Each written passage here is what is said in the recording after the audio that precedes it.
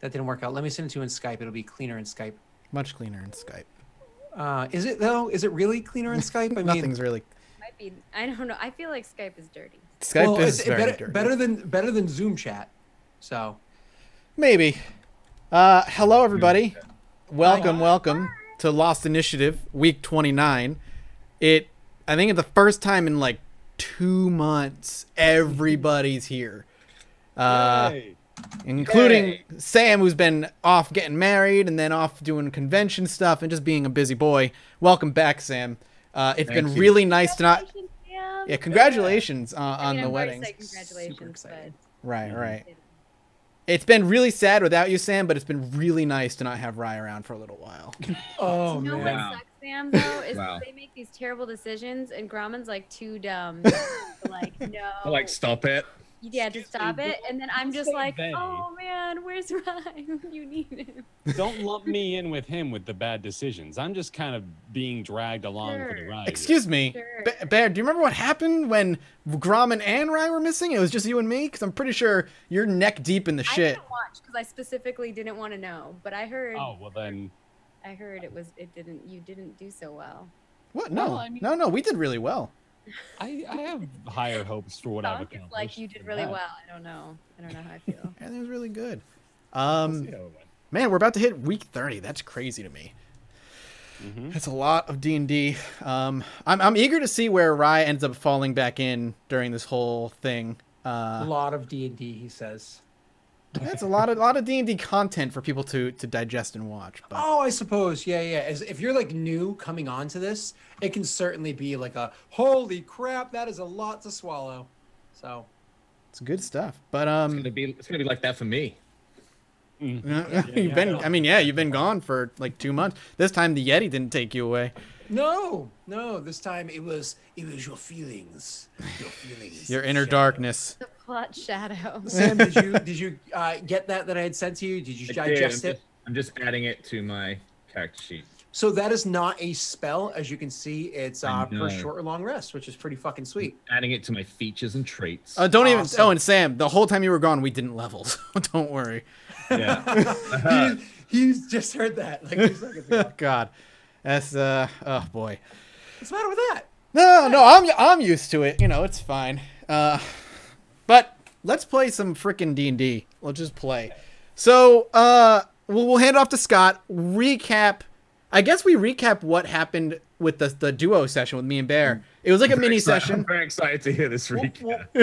Before we recap that duo session, because that's very pertinent to Maggie and Sam, let's go back just a couple steps. Sure. So, Sam, they had gone to a town called Dead Snows that exists in Faerun. Okay. So let me take a step back before that. So when they actually beat when they were inside that tower and you guys were able to pull Thonk's head out of his bum and get him out of that illusion that he was trapped in, you had left them like, I have this blah blah blah, which we just went over, and you went and ran away. Thonk, however, when the rest of the party, however, had a hard time leaving. For them to leave, they actually had to defeat a monster. It was really, really cool moment for Otto. So this monster had, I think it was 8 limbs that were severed limbs that would fly around and attack them. And every time they tried to attack the monster, he would like teleport away, but then they couldn't hurt him while there were limbs there. And he would regrow limbs. It was super frustrating. Otto actually used really powerful magic to convince him that he didn't want to fight anymore. And he was like, I don't want to fight anymore. And he left. It was super cool. They eventually left the plane of shadow, somehow duplicating their money and making a shit ton of accidental shadow. No, I got to time out for a second. In true, Sam, you'd be so proud. In fact, you probably would never have let us leave that particular place. In true like video gamer fashion, we found like an exploit and we like duplicated money. And we could have sat there and done it for a long time. Grauman like picked up Otto and moved him. And then I was like, oh, give me your money. So he gave me his money. And then Grauman somehow duped it. And then we didn't keep doing it. You went through this duplication barrier, which was what was creating multiple I went to the other Ottos, which side was and then came horrifying. back. And then I had 4. It was like a Diablo 2 dupe glitch. Yeah. And we could have exploited the shit out of that. But we didn't. Continue, Scott. No, it's funny. So it's fine. So they did that, got lots of extra money. They traveled around meandering for a long time. A little like they knew where they needed to go, but everything just seemed strange to them. And I kept explaining things as being strange to them, but they didn't quite get it. Eventually, they realized, oh shit, we're in the plane of shadow. Nothing can see us. Whence nobody could see them when they actually got to the orc city that you guys have been trying to get to for how long, Sam? Way too long. So they finally get there. They meet with the person that they're supposed to meet with, and he's more or less like, yeah, I'll totally help you. I have Grumsh looking at you, help you out. Yes. Can you do me a favor? I need war. Can you just kind of like go fuck some shit up? And Thunk's like, fuck some shit up. And he's like, yeah, fuck some shit up. And Thunk's like, I'll fuck some shit up. So he ends up like secretly getting them back out of the city through Plane of Shadow again, and then letting them ride on some like cool like phantom wards and riding all the way to this town called Dead Snows. Dead Snows is a small, you wouldn't even really notice it town. It's kind of a small village. It's nothing really noteworthy, but they recently found a vein of gold. Like literally this past winter, somebody found a vein of gold. That was a gold rush here. Yay. That orc that we were just referring to, his brother is here. More or less Thonk is going to try to either get the brother killed or get the brother to kill or something, so that there's multinational retaliation that escalates to war, and yay, orcs kill things. That's kind of where we're standing right now. Now, the past 2 or 3 sessions have been them months at a time escalating. Thunk, you know what? Mike, you be quiet. Bear or Maggie, can you please describe how Thunk has been in this town? He's been really nice and friendly, and he even drank with us. Well, that's true. Yeah, he has been rather cordial with quite a few more people than we're used to. Yeah. He's been, Thonk has actually been not a douche. Thonk has actually been a very kind person and hanging out and drinking. So it's a good thing Rye wasn't there, because she totally would have called him for his bullshit. So anyways, so Thonk is getting nice with the guards, getting to know their patterns and things like that. And then eventually makes his way over to the orcs and starts playing nice with them. Now, once he gets on everybody's good side, so they kind of all want to listen to what he has to say. They all kind of like him or whatever. Now he's starting to work things out where he got a couple of orcs to kill a couple of guards accidentally, and then made sure the orcs got caught for it. And it's escalated to the point where he's got the orcs so riled up that they're thinking about actually killing the town. They didn't want to kill innocents. They're kind of against that. They're here to do like negotiations or peace, not murder, and he's convincing them to do murder. And then on the other side, he actually spent, well, this is where we kind of catch up to last week. What happened last week, Bear and Mike, or Mathis, or whatever your name is, you with the red shirt? Yep. Last week was kind of like the last step in Thonk's plan to initiate basically the start of a conflict. He basically got in the ear. He basically left the town as the town got very aggressive with their guards and kind of stepped up the patrols due to what happened. Thonk kind of left and went to deal with the orcs and rile them up, while tasking Otto with the promise of reward and you know, being at the baseline of the next great war and being able to tell that story, tasking him with riling up the humans and the town to prepare for fighting or to be the aggressors. So Otto's in town, basically ensuring that the humans are going to be aggressive, and Thonk's with the orcs, having left them all leaving to attack the town. And we're on the cusp of the first major battle of what hopefully will spark a war, which Thonk will just walk away from and not deal with, because that's not what he's here for. Okay, so now things didn't fully culminate to that spot, as he's saying. There's a couple little mini steps before that. Bear, do you remember exactly where it was that you had left it off with that guard, what he said he's willing to do after speaking to Thonk? Oh, not that particular note, no. No. I was ready for that quiz question. No, that's perfectly fine. So I was just seeing if you want to take over narration, that's all. So the thing that he was asking for was, he was saying, I'm willing to go as far as to put the orcs inside of like a kill box, like put them inside a situation where they are very likely to die if we need to engage with them. But I need to see where their minds are. Thus far, they have. He truly believes it was an accident what happened where the 2 guards died. He seems to be a very mindful person, mindful of everything except for some reason he actually thinks Otto's a good guy. And And so he wants to observe the orcs. And so the city itself has actually found a mine or vein of gold.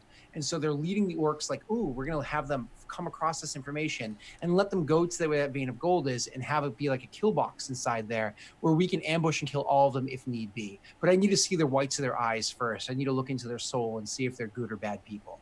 And so he's getting there. And he's actually been super cautious about the orcs entirely this whole time. He's been like super high alert the whole time, but he's not an idiot.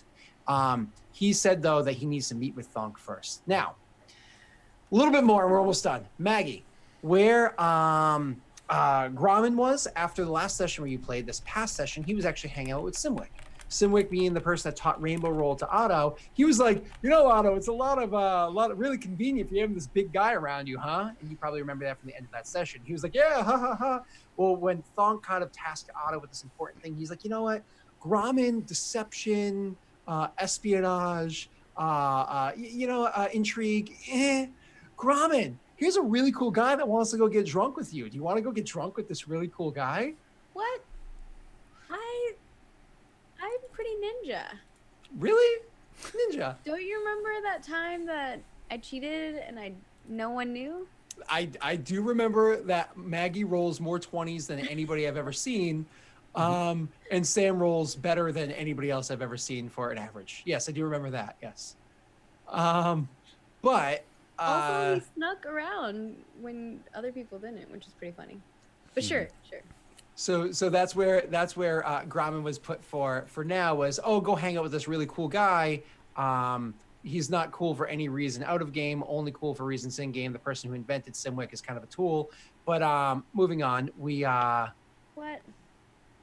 You He's gonna be cool. Have been you've been Wait, he's gonna save us someday. Someday. Get us out of a pickle. So you've been hanging out with Simwick, and that's kind of where Grommen has been. So he is not aware of the bad things that have been happening. Now, where things have left off, I need to speak with what's his face, Thonk in 3 days, 4 days, whatever it was. And Thonk's like, oh shit, it took me like 3 days to get here. I literally need to be back like the end of the next day. I need to get there quickly. I'm pretty sure Mathis has already come up with the way how. Whew, that was a lot of chatter. Are we good? Well done. Yeah, good recap. So Otto returns back. Oh, by the way, we've also been sharing a room. Well, Otto and I have been. Actually, all four of you have. Well, no, it's a room for 6 that 3 of you have been sharing. Right. Okay, so Rye the big has luxurious one. Yeah, but Rise just hasn't been there yet. You know. Yeah. Cool. All right, I'm sorry. Go ahead. No, never mind. Go on. Keep going.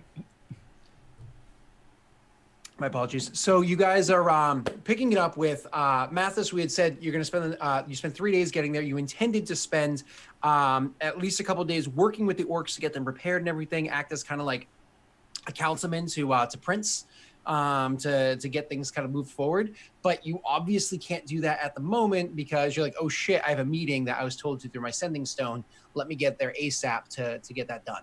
So you actually had to leave to get back to the village as quickly as possible. What was your mode of transit? I mean, I walked here. Unless unless the orcs have a horse that I can borrow inside that they'll or give me, then I'm walking directly back, I guess. If you walk directly back, you can get there in the day, but you'd have to leave early in the morning, and you'll definitely be noticed heading back from that region by the humans, which are patrolling around there a ton. You have a horse. I didn't take a horse out, though, because I need to leave the town quietly. You technically have another means that you travel to the city with that's not a horse, but effectively a horse and faster than a horse. You talk about the Shadow Realm thing? Hey, Yeah, no! What? What are you talking about? The phantom thing. Oh, did he give us an ability to summon a phantom thing? Remember, you have and it goes bing, and it makes the Phantom horse. Ah, all right. Then, yes, Yeah. I remember. 100%. Or it's like a wolf. Yeah, that works for me. That's what I'll end up using. Yes, I remember. It's in my inventory, I promise.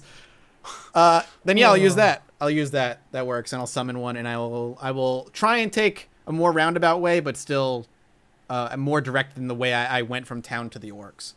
Gotcha. Okay, so you are trying to get your way around there. Could you do me a favor? Could you roll me a survival check to the DC is not very high, but could you roll me a survival check to see how well you can be staying hidden. Survival's not. Oh, survival's all right for me. I'm drinking my really good tequila today to celebrate 19. that Sam has returned with us. So Alright. welcome back. I just noticed 19. your green screen too, dude. You really, Stepping it up. yeah. Yeah, look at that. There's screen back there. It's like I just already didn't. better than us. I didn't want you to see that I have a messy room back here. So that's all. No. What was it saying? The 19. So actually, you are able to hop on that the seed, summon a horse. Now, when you summon these phantom wargs, do you do it where the orcs can see you? No, or no, do you no, try no. to keep hidden from them. I will step away from them. Okay, and then you hop on it and you try to navigate where you can't be seen. And it's actually kind of funny because there are points in time you're like, shit, how am I not going to get noticed? Like you'd be traveling along. Oh, they're there. That's okay. I travel extremely fast. I'm going to cut a wide turn over here. You're riding along. There's a little bit of like a cliff face and you're like, there's people down there. How am I going to be able to get over them without them noticing or around them without them noticing? Luckily, when this thing runs, it runs silently because its feet are made out of phantom, right? Yeah. And so you'd be like, oh, shit. All right, I have chances. I have to get there. I have to make this happen. So you like balls to the wall, running as hard as you can, doing like a daredevil jump over this chasm. And you notice that this thing jumps easily. It like glides through the air ridiculous distances. So you don't even have to make any checks beyond that one because the thing is silent, it's fast, and it can jump ridiculously. Okay? Okay. So Shadowfax out of the way.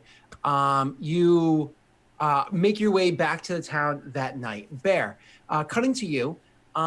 You would have had some time to kill. Would you have gone and tried to do any more espionage kind of thing? Or would you have just like, I'm just going to go back to playing my instrument? You know, I kind of want to go out back to the shanty town again, actually, where we were playing. Sure. Oh, what was the name of it? Color Flip. Rainbow Roll? Rainbow Roll. There it is. Yeah. Definitely. I want to head down that way. Sure. So you're going to go down to Snowtown so you can play some more Rainbow Roll. When you head out to Snowtown, Sam, just to describe this for you really quickly, I'm actually going to send you a link just so you can kind of see a crude map of what this looks like. So chat to everyone works. That should hopefully work. So anyways, so that should be a crude map of what it looks like. So outside the town, there is it's called like a shanty town. It is a shanty town. It's called Snowtown. It is just a whole bunch of lean-tos and shanties or whatever, where most of the people that are here for like the gold rush are. The town itself is pretty strict on laws when it comes to things like gambling, prostitution, so on and so forth. Out there, you know, so Otto likes that place. Yeah. So when you head out there, it doesn't take you long to notice where the fun is. Of course, as you are walking out that way, as always, you get the hell, Otto, you sure you don't want none? You know, as you're making your way out there. And but it doesn't take you long to see where the action is. And of course, the action is exactly what you would expect it would be at this very quickly popularizing game called Rainbow Roll. That a lot of people are kind of like either playing their side games too with a really shitty die that they've kind of tried to make happen. But the real game is right at the heart of it, standing right there in the middle, is this like 7-foot tall orc, somewhat leaning forward, looking down at everything happening and letting out big bellows of laughter and throwing out like clasps to people's back as he's enjoying the show, and those people kind of getting thrown a foot or two. With Grommen leaning over Simwick playing, please. I watched for a second. I'm very curious to see how Grommen interprets the game, and it looks like he's having a pretty good time so far. Grommen? I mean, Grommen's just watching and laughing and enjoying the fun. So I approach up to Grommen's hip again. What do you think, bud? You like the game? Oh, yes. So much fun. He not as good as you, though. Oh, no one really is, are they? He like gives you a nod. And, hands you his mug that he's been drinking out of, but the mug is like the size of half your body. I take it with 2 hands. Just kind of hold it there for a second. Hey, Simwick. Hey, you here to try your luck? No, just picking up my friend, actually, and I look at the mug. At the mug? Yeah. I'm sorry, which mug? The one that handed him Gromit the just handed me. I'm Yeah. sorry. Yeah. Okay, look at the mug. There's liquor in the mug, I assume, Gromit? Oh, yeah. Quite a bit, I There imagine. you go. Cool. You want to stick around at least to the end? I'm on quite a roll, he says. Make me an insight check, but you get advantage. All right.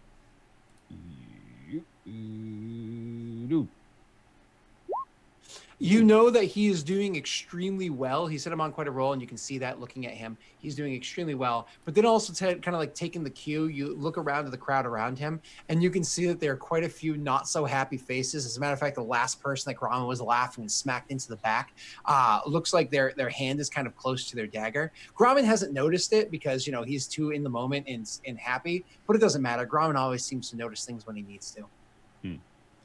I put down the mug and I say, you know, I could go for a quick game. What do you say we played it 2 and just make it a nice fast one? It looks around, taking up the thing, and then it's kind of like looks at you and sees, like, reads your face. He's like, yeah, hold on. And he rolls the die, and as he rolls it, it lands on yellow. And he's like, sunshine may get you down, but it keeps me happy all day. And he takes the coin that the person had, and he kind of like pulls it over to himself. And he's all sorts of happy with himself that he just won again. And that person's standing there like, and goes off into the crowd. Make me a perception check, please. Otto, is perceptive at the moment. Gromit with disadvantage, please. Sorry, Maggie. I just assume you're distracted, having fun. DM assumptions.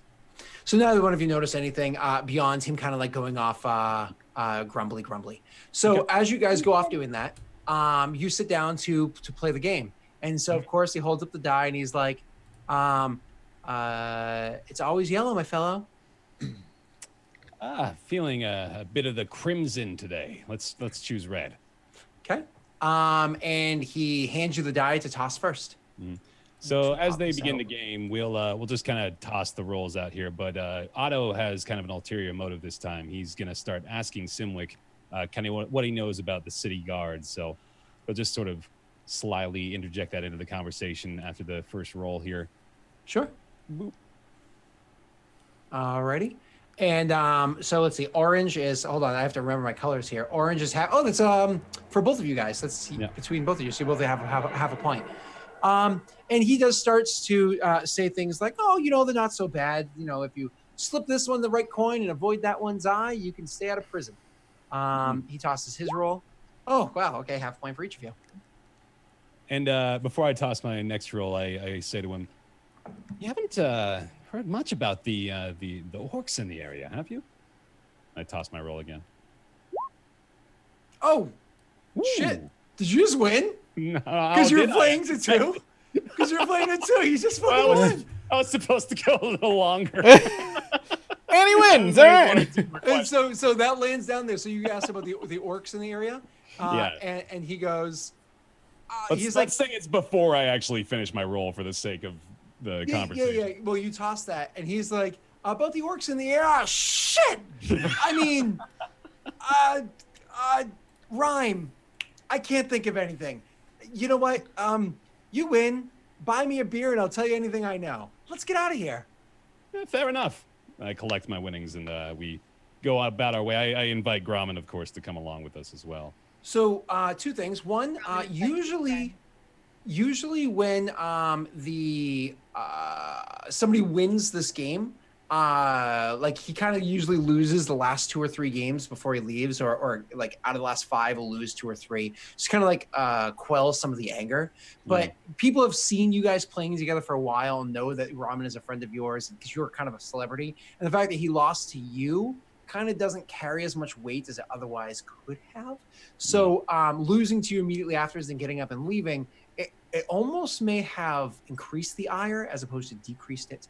So that's a thing that you noticed almost immediately. And then the other thing is, there was that. And then the fact the ire seems to be increased is the other thing. Sure. So you guys do get up and start making your way out of there. Gromit, could you roll me an insight check to see if you notice this? I'll say the DC is 12.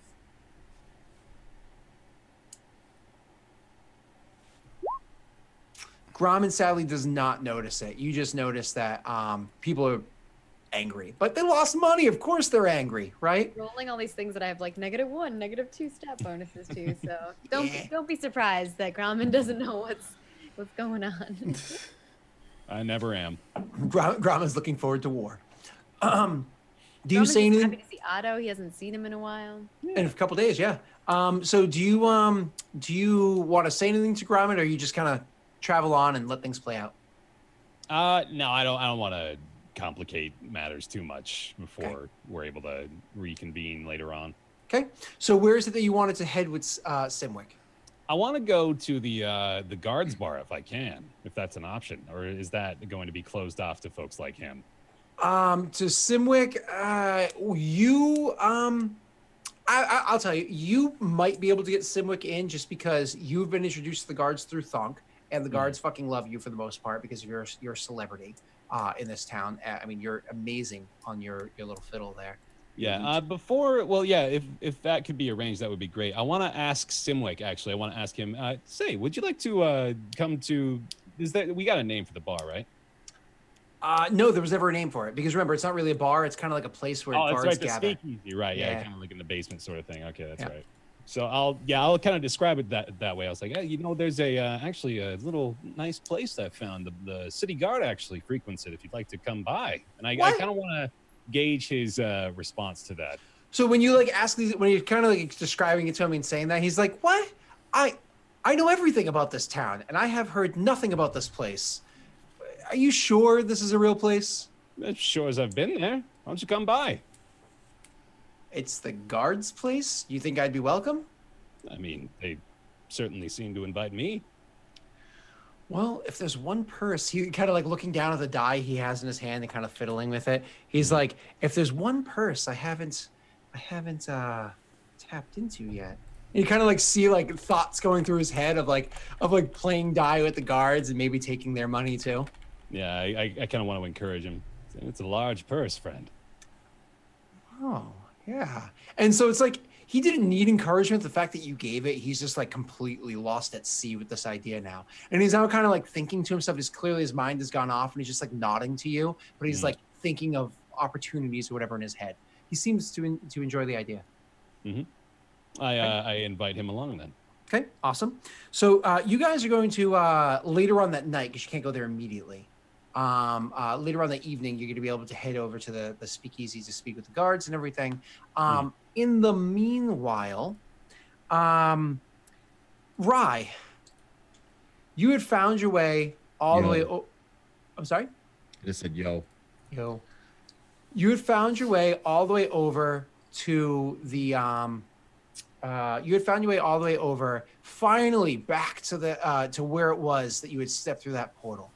And then, using the portal to re-enter the plane of shadow, you traveled your way all the way back to that godforsaken tower. And you look at the tower, and it's funny because, as you get back to the tower and you're looking where your friends are, they're obviously not here anymore. They're long gone. Can you make me an investigation check really quickly, please? Yeah. One of the things that you notice is there's this strange situation where the ground in one area, and then kind of the whole this whole area, there's seems to be almost the shadow of Otto is still there on the ground. But then you also see a few more impressions, shadows of Otto stuck there almost in a stasis, a freeze frame, all locked in this area, lingering, left behind. And there's even a little bit of very dulled out color to it left. It's something that you can interact with. Nothing, and I imagine you try and hello, okay, everything good. Nothing you can interact with, but certainly impressions of Otto that are left behind. It's very, very strange to you. But what's even more strange is because of what happens, there's almost an echoing. It's fading. It's been fading for a long time, but time doesn't pass in the shadow plane quite the same way as it does in the material plane. Actually, some would even argue it doesn't pass at all. There's a jingling that you hear, almost like coin is moving. coin in a purse is jingling. It's very faint. It's really hard for you to hear it. But listening to this jingling and following it, you're able to see that the jingling sound leads away from the tower itself and off into the wilderness, still within the plane of shadow. While there, you follow it not terribly long before you kind of come to realize where it is that this is going. You knew where it is that you needed to go beforehand. You knew where it is that the party was trying to travel to. The fact that they were able to pull their heads from their asses and navigate the shadow plane may come as a bit of a surprise to Rye. This is not really any of their forte, but I don't know, it's a trick or two. So anyways, you are able to follow their this strange jingling sound as well as your own instincts to where it is that you believe they needed to go. Anytime you felt as though you were lost, you would sit down for a couple of hours and just listen closely and then kind of find yourself back on that course. And eventually you find yourself to a city of orcs where of course none of them can see you. They don't exist. You don't exist on their plane.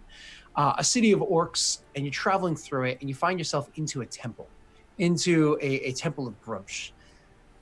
It gives you a little bit of pause. You understand the gravity of this temple and the power that must exist there.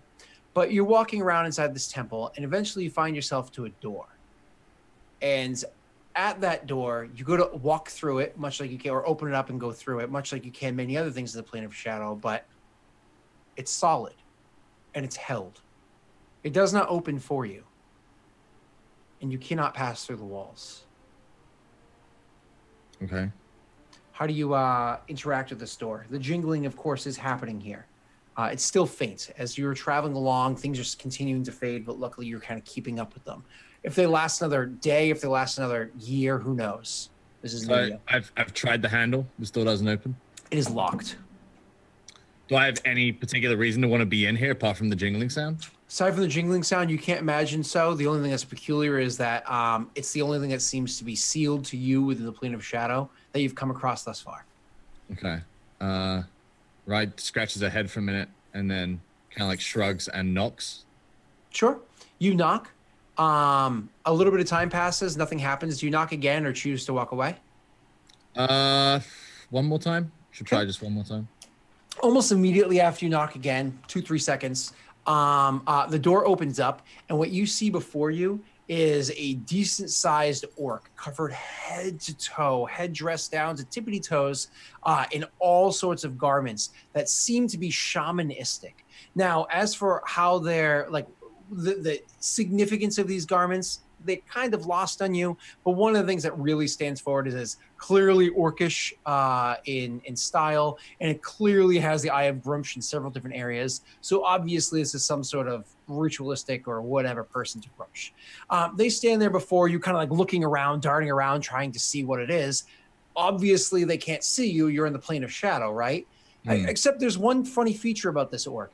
One of his eyes has been like ripped from his face, the scarring there. However it happens, that mangled area of his face where there is no eye, it's clearly injured, his head whipping back and forth trying to see nothing that's there.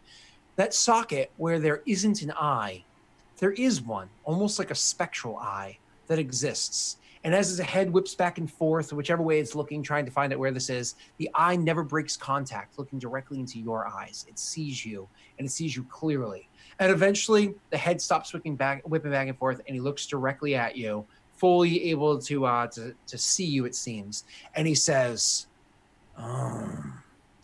"You must be the fourth." I guess. Friend of Thonks. That's me. Fourth, yeah. Come in. And he moves out of the way for you to go into the chamber. Okay. You go in there, and again, it is like it's a office of sorts, but there's all sorts of things all around, artifacts and whatnot. A large desk that's there that has things all on top of it. It is ornate. The details, maybe aside from the fact that there are valuable things, seemingly valuable things in there, the details of it are probably lost on Rye because she's not in awe of this in the least bit. She couldn't give a shit about this. This is another dude that's an inconvenience. On her path back to her friends, on this path of orc war, which, Rye's had mixed feelings about the entire time. So he eventually goes over to an area where off to the side, he grabs what seems to be, you actually would know what it is. It's a tuning fork. He goes over and grabs a tuning fork and he holds it over your head. He starts chanting and saying some words in a language that you do not understand. And that actually, do you understand it? Don't like sound. Hold on 1 second. Would Rye understand it? Give me 1 second. Look at your languages. I could if I wanted to. If you wanted to, sure, but that would take time to cast. Actually, you do understand it. He starts chanting in you only understand half of it because you speak specifically Infernal as opposed to Abyssal, but in 5th edition there's similar languages, different dialects. So you can somewhat understand the words that he's saying. You know that he's speaking Abyssal, even if you don't understand all of the words that he's doing. He's clearly doing some sort of spell. Feel free to roll for me an Arcana check since you're able to make that out. All right, let's do it. Sadly, you can't make out what the spell is. However, it does come to you almost immediately afterwards. So he rings this thing, bing, and it rings in this strange, dull tone, extremely dull tone that kind of runs through your body. And as it runs through your body, you almost feel it kind of like shivering. You almost feel very uncomfortable. So all of a sudden, that dull tone gets louder and louder and louder. But then, as you re-enter the material plane, you start to feel, same as last time you left the shadow plane, you start to feel all of a sudden exhaustion overtaking your body, complete and utter exhaustion. Oh my God, you have it. Even when you've closed your eyes and tried to rest, you couldn't sleep. Even when it was dreamless sleeps that gained no rest for you. Even when you tried to eat, it seemed to give you no sustenance. You don't even know when the last time you ate was. This is something that exists in the shadow plane because time doesn't really pass there. You don't get to receive any of the benefits of sleeping or eating or anything that exists that happened while you're there. However, when you come back to the material plane, kind of hits you all at once that you haven't done any of these things and all of this time has passed. So all of a sudden, this hunger, this everything overtakes your body and you're racked with it. And you kind of like keel over for a second. Roll me a Constitution save, actually, to see how you react to it. You keel forward for a second, kind of grab into your side, much like you have a really sharp pain there, as all of a sudden it hits you. But that doesn't worry Rye, because much like last time this happens, all of a sudden, your shadow that exists on the ground, your shadow, and I don't mean Axel the Slayer, I mean your actual shadow kind of comes up into your body and it goes into yourself and almost like merges with you to a degree that, I mean, nobody else can make happen. It merges with you to a degree that all of a sudden the hunger starts to subside. Yeah. You're hungry, but you're not starving. Sure, you're thirsty. You could definitely go for a drink right now, but of water or whatever. But you're not dying of thirst. And yeah, you could go for a nap, but you're certainly not exhausted to the degree that you were a couple moments ago. And you almost kind of like come back to your senses as just a little out of it, but not as bad as you were a few seconds prior. And now you stand before him, feeling a little tired, but otherwise wry. And he takes the thing down and he looks at you as you kind of like keel forward for a couple seconds and he looks at it expecting it. And then when you stand up, seeming not really that bothered by it, he's kind of a little perplexed. It's an expression that you can tell is not very natural to him. He doesn't very often look confused, but he does seem amused and curious about the fact that this doesn't seem to bother you. Go ahead. Do you say anything or do you wait for him to speak? Right, like notices this and she's like, get used to it. Are you familiar with the shadow plane? Newly acquainted, yeah. Do you have the means to leave it if you want to? Do I have the means to leave it if I want to? No. You don't have the means of going in and out yet, if ever. No, honestly, I got lost the other day. It was a nightmare.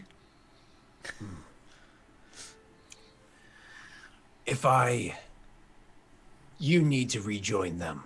They have a task, and you seem competent considering. If I gave you a means of returning to the material plane, could you use it? And as he says it, he kind of gestures over to an area where there's a bunch of scrolls on a wall. I think so.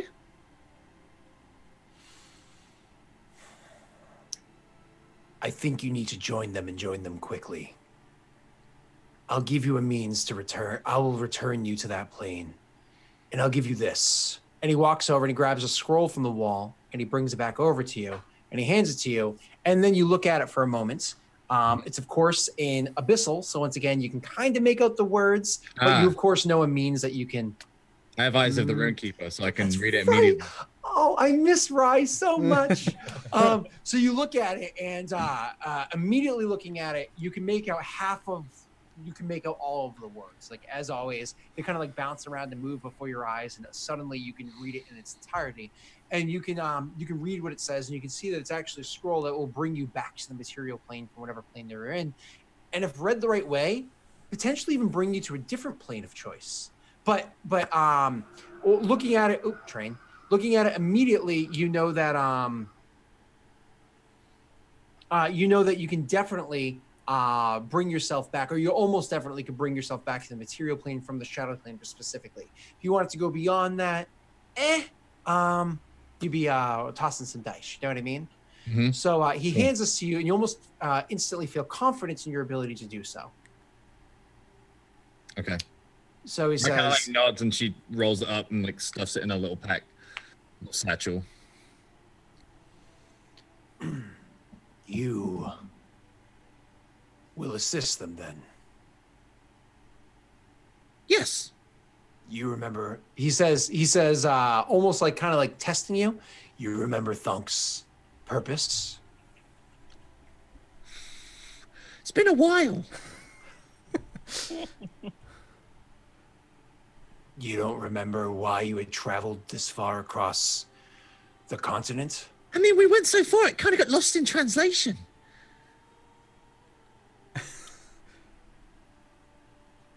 You know Thunk Yeah. and his companions. Yeah, it's going out there. The little one and the large one, the half orc. Yeah. All right. And he seems like not fully convinced that you're one of them, because he like expected more devotion is what it seems like. He expected more devotion from you, and he's like, "And you follow Thunk?" I mean, sometimes I walk in front, sometimes he walks in front. I guess, yeah, sometimes, yeah. Everyone has their own way of leading their flock.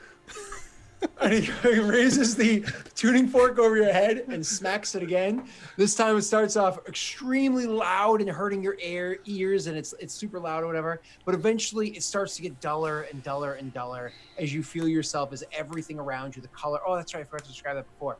Same as last time you left the shadow plane. All of a sudden the colors get extremely bright to you, like red is red in the shadow plane. But it's like when you come back out of it, you realize how dull red was. And whereas there may be like 1,000 different colors of red that you can see on the light spectrum that your eye can perceive in the material plane, is really only like maybe say 50 in the shadow plane. So like all of a sudden all the colors get duller and duller and duller again. The sound gets muffled, and you're back into the shadow plane. And once again, not hungry, not thirsty, not tired. You're fine, and you can continue traveling. And he does go over to an area, because I forgot to do this while you were still in the material plane. Yeah, he does go over to an area and point on a map where you are, and then kind of drag his finger to where it is that you need to go. And then with that, he actually points in a direction, like for you to head. Yeah, I think Rai does like one of these. Like she doesn't quite know which direction it's in.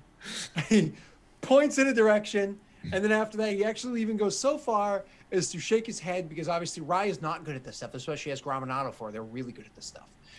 He will walk out of the cathedral itself with you, and then point once again into the direction that you need to head, which is south and east. And Okay. You can start heading that direction, and you do so. Roll me a survival check based off this. It will tell me when it is that you're going to join in with the party based off of the current situation. Okay. Hey. Maybe I will have my time. I'll see you at the end of the episode. Yeah. not quite that bad, but you are going to be. You might want to go get a snack, Sam. So no, I'm just kidding. So we're going to pull back from Rye and back to everybody else. You, Otto, Grumman, and Simwick meet up that evening and head to the bar where you can go there. You meet up with the bar we usually hang out in, blah, blah, blah, blah, blah, and you head back, lead him to the speakeasy, to where he's going. As soon as you go there, you open up the door. It's not like this guard sitting goes, "Oh, we're guarding this place." No, as soon as you go inside, like, "Otto! Grumman!" They love Grumman. Grumman hurt everybody's shoulder.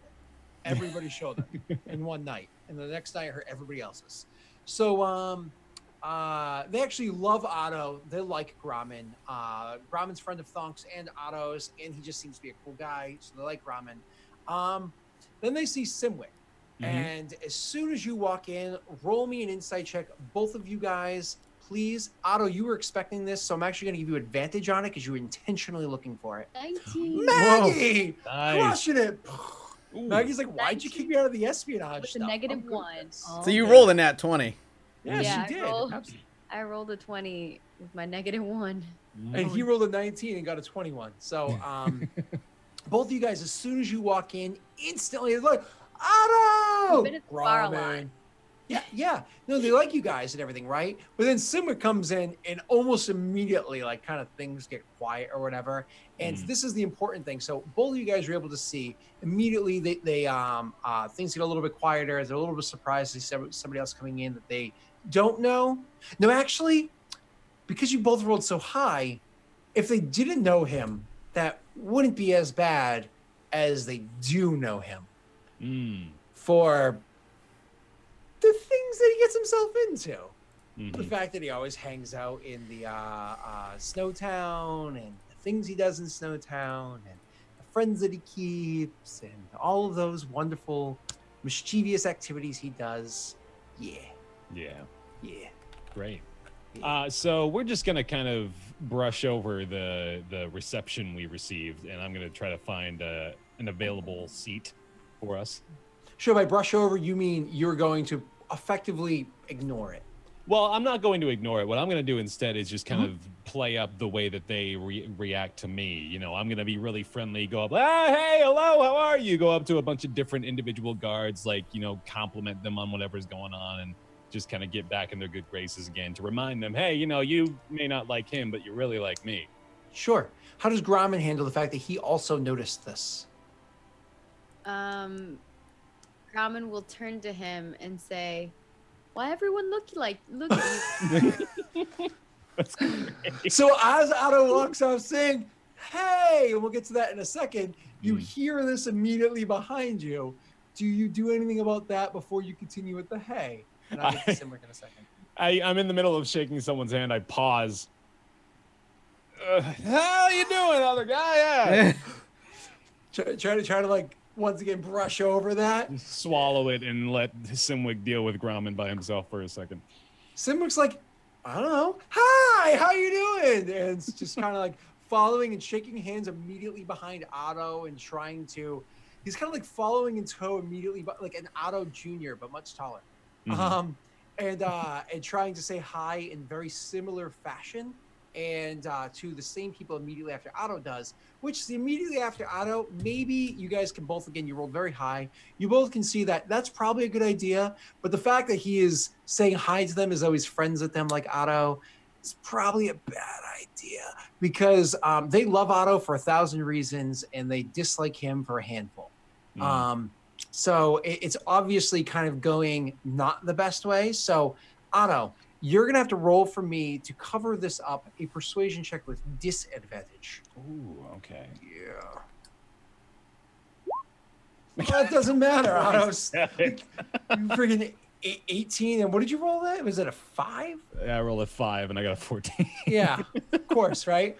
Oh, man. So you were able to brush through a good portion of it. Actually, what does Grumman do at this point? Watching what Otto's doing. Roll me an insight check on Otto, please, Grumman.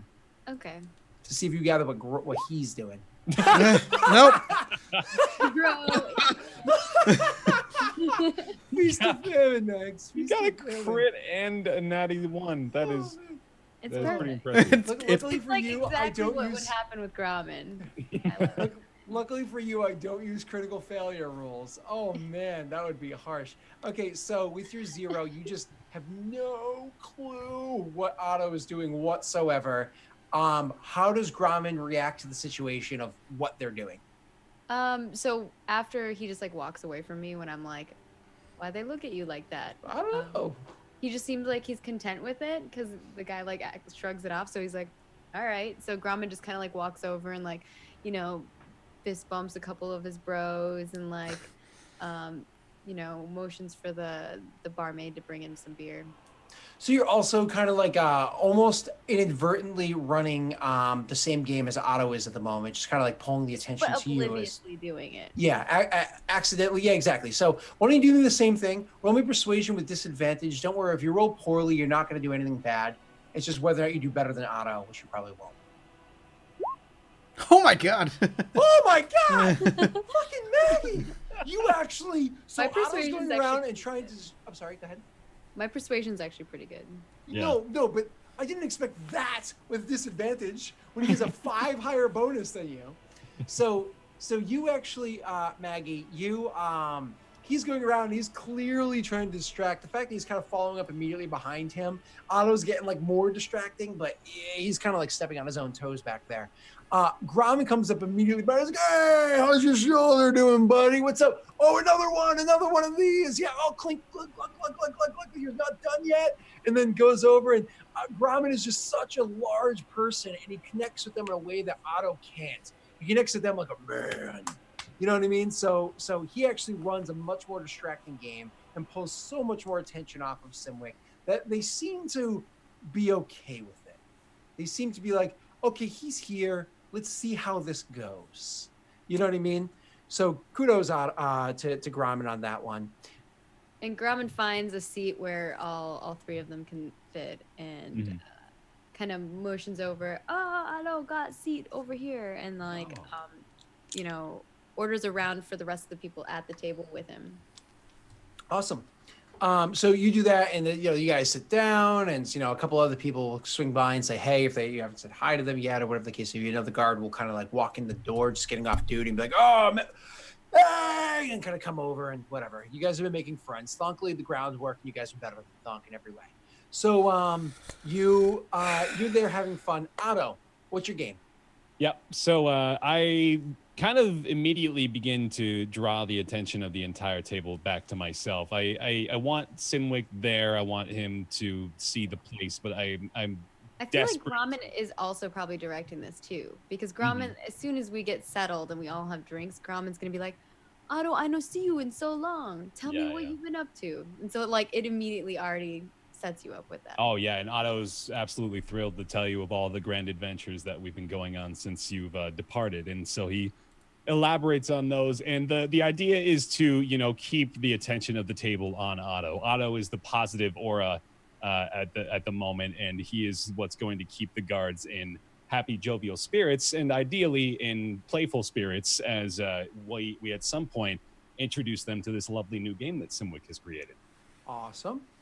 Okay, so okay, so you're doing exactly that. You're running that game. Could you do me a favor to make this happen? And Grauman is assisting you. You can actually roll persuasion with advantage because Grauman is costing you that assist. So Grauman, you don't have to roll anything. Otto will take care of it. Boop.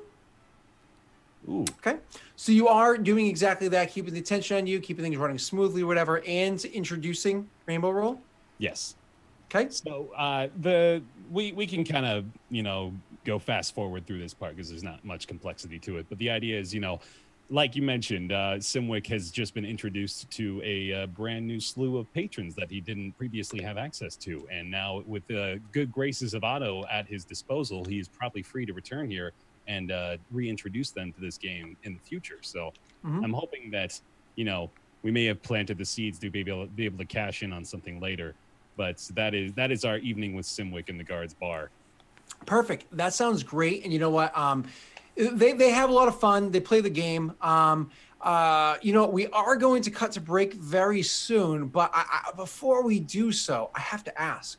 Mm-hmm. Do you want one more round? I do kind of want to have one more round of Rainbow Roll before. One more round? Yeah? Yeah. All right, here we go. So let's do one more round of Rainbow Roll because Sam hasn't really seen this game yet. Yeah, so we'll go ahead and work this into the narrative as well. We'll say that in order to demonstrate to the guards how the game is played, Simlic and Otto agreed to play a quick game to, let's call it 2 again. How about that? So a quick 1 to 2. Let's do quick 1 to 3. He goes, no. How about 3? Okay. He remembers how that happened last time. So a reminder of how these rules work. It is a 6-sided die. There are 3 primary colors: is yellow, red, and blue. Green? Yeah, blue. Yellow, red, and blue. Mm-hmm. If you, whatever color yours is, if the roll of the die lands on your color, you get a full points. Then there are 3 secondary colors. There is purple, which is a combination of red and blue. There is orange, which is a combination of red and yellow. And there is green, which is a combination of yellow and blue. If it lands in a secondary color, whoever has those primary colors get a half point instead. So he says, shiny as always, holding up the die, choosing yellow. And I imagine you choose... I got to stick with my lucky red. Okay, sticking with your lucky red, that worked out well for you last time. So because you are the challenger, you are actually able to roll first. So if you could do me the favor. You roll blue, he's yellow. That means nothing because it's a primary. And there's a little bit quick back and forth, but he rolls blue as well, nothing. Orange, you guys each get a point. Half a point, sorry. Yellow, he has full, 1.5 to half. Blue. Orange, that's 1 to 2. And 3 points. And so he's like, immediately after winning the game, he rolls the die and it lands on that yellow. And we'll worry about the cost of it afterwards. I know you can use lucky and all that stuff, but keeping it kind of quick as you were trying to introduce it to the guards. He does say, oh, Otto, you spoiled me. You're so kind. Look at this. And he's pulling away some coin from you. And he's like, oh, ha, ha, ha. And he's actually like laughing and joking with you. And he'll do like a rematch with you really quickly to make sure the guards get the rules, but for funsies and everything. So you guys actually do play the game and you have a little bit of fun with it. And he does introduce the cards to it. Now, I am going to roll a D100 to see how he fares for the evening. And in rolling this D100, if he rolls a 26 or better, he fares, if he rolls top 20, 76 or higher, very well. 51 or higher, really good. 26 or higher, good. Underneath that, shit. Okay. So it's a D100. Here we go. Shit! He does terrible! The guards rake him across the coals. It takes so much money from him. As a matter of fact, this works in your favor, Otto. He rolled so poorly this entire time. You've lost so many games that the guards are like, this is a great game. We love this game. We should totally have you back tomorrow to show it to the people that can't make it tonight. And it actually works very well into your narrative. And with that, and with him kind of hanging his head, leaving the bar drunk that night, we are going to cut to our first break and see how things go in hour 2. Sounds good, everybody. We'll be back in a few minutes. Don't go anywhere.